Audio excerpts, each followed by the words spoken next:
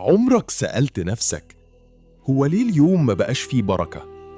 وليه مهما عملنا بنحس إن الوقت بيجري مننا؟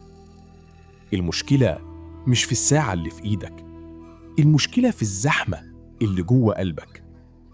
بنبقى في مكان وعقلنا في مكان تاني، بنعمل حاجة وعنينا على الحاجة اللي بعدها، فما نلحقش نعيش اللحظة.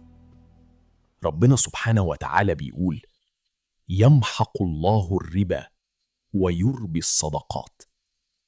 والبركة في الوقت زي الصدقة، كل ما تدي للحظة حقها وتخلص فيها، ربنا يطرح ليك فيها البركة.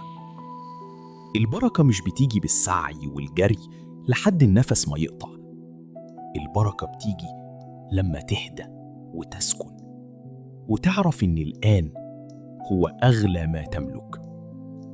عيش الساعة بساعتها وسيب البركة لصاحب الوقت.